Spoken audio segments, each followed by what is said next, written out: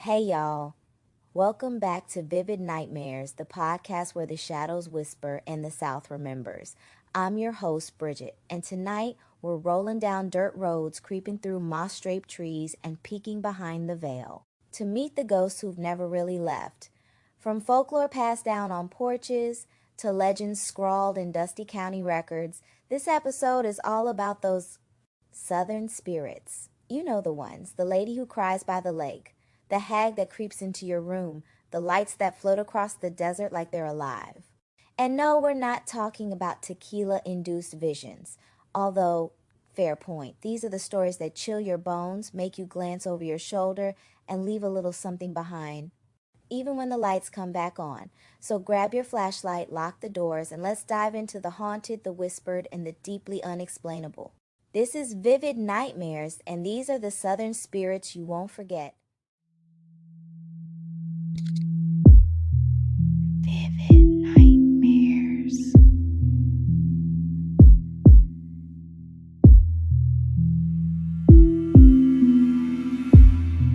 Nestled in the rolling hills of Adams, Tennessee, lies a patch of land that's been whispered about for over 2 centuries. It's quiet, beautiful even. But beneath that serenity is one of America's most chilling, persistent hauntings.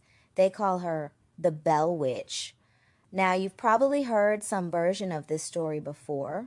The Bell Witch has popped up in books, ghost tours, even a Blair Witch reference or two. But let me tell you, this ain't your run-of-the-mill ghost story. This is a poltergeist with an attitude and a grudge. It all starts in 1804 when John Bell moved his family from North Carolina to a farm in northern Tennessee. They settled on over 300 acres of farmland, built a nice house, had kids, grew corn, wholesome pioneer stuff. Everything was peaceful until it wasn't.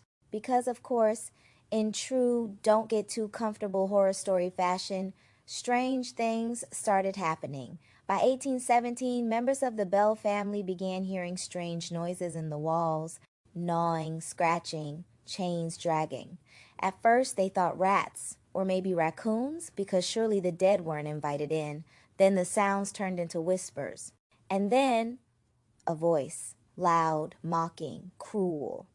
The voice called itself Kate, and it had a serious vendetta against the Bell family, especially John Bell. Oh, she hated him, and she did not shut up about it. Kate, the witch, spirit, demon, whatever she was, began physically tormenting the Bells, slaps, pinches, choking sounds in the night. Betsy Bell, John's daughter, was her favorite target. The poor girl couldn't catch a break, and this wasn't some hushed-up family drama either. Word spread. Neighbors came to hear the spirit talk, and it talked back in full conversations. Oh, and get this, President Andrew Jackson, the guy on the $20 bill, he came to investigate. When Jackson and his men camped near the Bell property, their wagon suddenly refused to move. The horses froze. One man screamed he was being hit by invisible hands. Jackson allegedly said, "By the eternal, boys, I'd rather face the British again than this Bell Witch." And the next morning, they left. By 1820, John Bell had been worn down. The witch had harassed him day and night for years. He started having seizures. And then, one morning, he didn't wake up. When his family checked his medicine cabinet, they found a vial of a strange black liquid. No one had ever seen it before. Kate's voice rang out, "I gave him that poison." And then she laughed. At John Bell's funeral, that same voice interrupted the ceremony, loud, singing hymns, mocking the family as they buried their father. After John's death, Kate declared her mission complete. She left, or so they thought. She promised to return in 7 years. And some say she did. Others believe the Bell Witch never left Adams. There's a cave near the old Bell property now called the Bell Witch Cave. Paranormal investigators have reported cold spots, shadows, even disembodied voices. Visitors have claimed to feel watched. Some say they were scratched. One woman fainted after hearing the words "get out" whispered directly in her ear when she was alone. So what was Kate really? Was she the spirit of a wrong neighbor like some legends claim? Was she a demon in disguise? Or could she have been a reflection of something darker festering within the Bell family? I mean, therapy wasn't really a thing in 1817, but the Bell Witch's story lingers, still whispered across generations. And if you ever visit Adams, Tennessee, just remember, don't call her out by name. She might answer. All right, we're leaving Tennessee's haunted hills and diving straight into Florida's swamps because apparently the South just refuses to run out of weird. But this one, oh, this one stinks, literally. We're talking about Florida's very own cryptid, the skunk ape. Florida's Everglades are gorgeous, but also kind of terrifying. You've got gators, snakes, mosquitoes the size of small drones, but apparently none of those are the most unnerving thing out there. Leaving a 5-star review doesn't summon any spirits. Probably. But it does help Vivid Nightmares reach more true crime lovers who like their cases with a side of creepy. Apple Podcasts, Spotify, wherever you listen. Click the stars and help me keep the nightmares coming. Locals started reporting a big, hairy creature lurking just beyond the tree line. It walks upright, smells like death warmed over, and has glowing red eyes. They call it the skunk ape because, well, imagine Bigfoot if Bigfoot rolled around in sewage and swamp cabbage. Like, this is not a cryptid you invite to brunch, y'all. In 2000, the Sarasota County Sheriff's Office received an anonymous letter. Inside were 2 blurry photographs and a story. A woman claimed that something huge, had been lurking in her backyard. It walked like a man. It was covered in reddish-brown hair, and it smelled like it had been dead for a week. She begged authorities to investigate, writing, "Please help me. I'm afraid this animal is sick and might be dangerous." The photos? Creepy, low-res, classic cryptid stuff. But what made this one stand out was the sincerity in her voice. She sounded terrified, not like someone looking for attention. Since then, there have been dozens of sightings. Hunters, hikers, campers. Paranormal groups have entered the Everglades armed with cameras, heat sensors, and the bravest mosquito repellent ever manufactured. Some claim to have caught howls on audio. Others, just the smell. And I'm sorry, but when the odor becomes part of your cryptid's legend, you know it's unforgettable. So, what is the skunk ape? Some say it's just a misidentified black bear. Others think it's an unknown primate species. There's even a theory that it's an escaped government experiment because, Florida. It's never just a bear with a bad hair day in these stories, is it?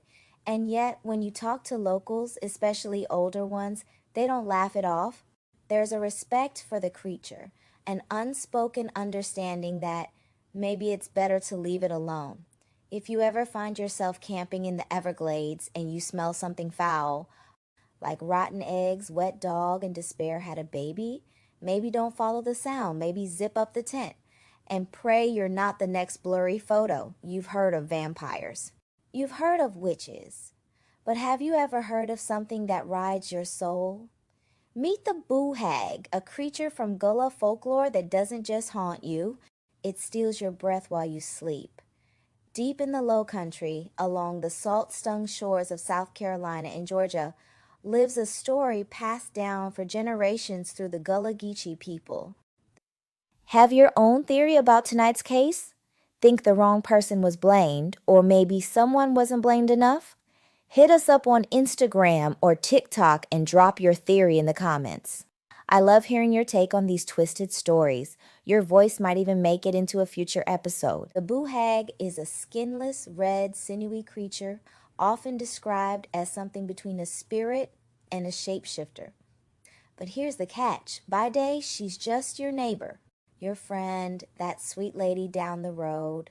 Because boohags steal human skin and wear it like a disguise. Yep, we're officially out of the creepy zone and deep into nightmare fuel territory. At night, when the skin is safely tucked away, she slips through your cracks, creeps in through your window, and sits on your chest while you sleep. Not to hurt you, at least not right away, but to breathe through you, to feed on your energy, to ride your body like a horse. And when she's done, she slips out, gets back in her skin, and walks among you like nothing ever happened. You'll still hear old-timers warn, don't let the hag ride ya. It's more than just a spooky saying. It's a warning passed from mother to daughter, generation to generation.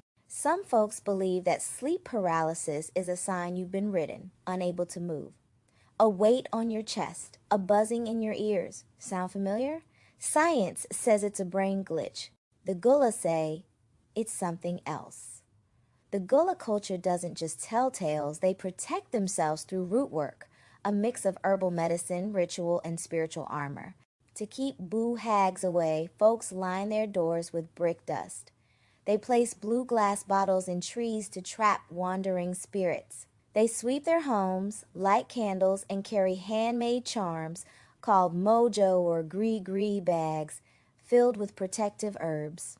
They know never to leave mirrors uncovered because if a boohag sees herself without skin, she screams. The boohag isn't just a monster. She's a symbol of fear, of protection, of history that lives and breathes in the bones of the South.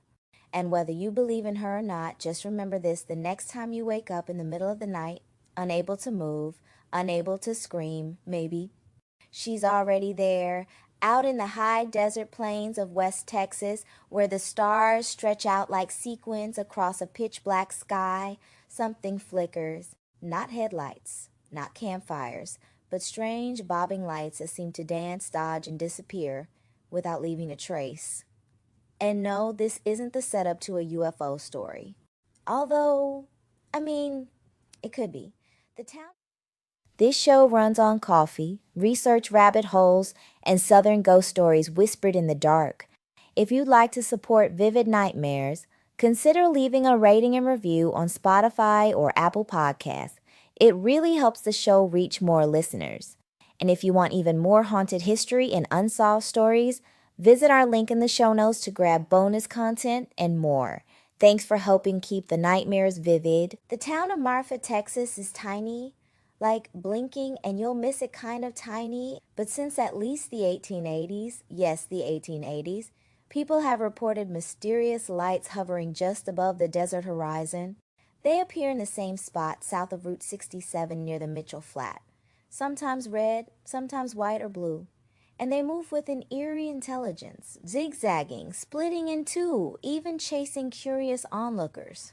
Locals call them the Marfa lights. Scientists call them unexplained atmospheric phenomena. Well, they've been trying to debunk them for over a century. In 2004, a group of physics students from the University of Texas spent several nights trying to catch the Marfa lights in action. They figured it was probably, you guessed it, headlights from nearby cars reflecting off temperature layers. Science ruining all the fun since forever. But here's the twist. Some lights had no measurable source at all. Locals say those are the real ones, the ones that seem to watch you back. Long before science came sniffing around, the Apache believed the lights were fallen stars, spirits watching over sacred ground. Others say they're the restless souls of Spanish conquistadors still searching the desert for gold. And of course, UFO sightings? Oh, they skyrocketed in the 1950s. Listen, it's Texas. There's a conspiracy theory for every cactus. But here's the thing. The Marfa lights don't show every night. You can't predict them. You can't chase them when they want to, and they vanish just as whether you... If this episode gave you chills or made you side-eye your hallway, share it with someone else who loves a good scare. Word of mouth is how we grow this haunted little community. And trust me, the more of us here, the darker it gets. Send it to your favorite true crime buddy or that one friend who swears they don't believe in ghosts yet. Whether you believe in natural gas flares, ghostly spirits, or something far less explainable, the Marfa lights are a reminder that not everything in this world can be cataloged, tested, and filed away. Some things just are. They shimmer. They haunt. They remind us that the world is still full of wonder and a little fear. And maybe that's not such a bad thing. Thanks for tuning in to Vivid Nightmares.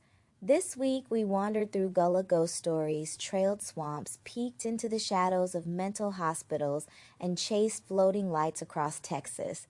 So this week was a wild ride. First, we got cozy with the boohag. Spoiler, she's not the kind of house guest you want slipping into your skin. Then we had a little chat about the Bell Witch, who's basically the OG ghost girl boss of Tennessee. After that, We took a detour into the Florida swamps to track down the skunk ape, think Bigfoot, but smellier, and we wrapped it all up chasing those mysterious Marfa lights out in Texas. Like, are they aliens, ghosts, someone left the headlights on? Who knows? But we had to find out. If you've got a favorite Southern ghost story, or maybe one from your own hometown, I want to hear it. If you like, I can add it to my TikTok ghost stories. Follow us on Instagram, Twitter, and TikTok at Vivid Nightmares Pod. Your stories to vividnightmarespodcast@gmail.com. And hey, don't forget to rate and review the show. It helps new listeners find us in the dark. Until next Friday, keep the lights low, the windows locked, and remember sometimes the shadows are just shadows, and sometimes they're watching.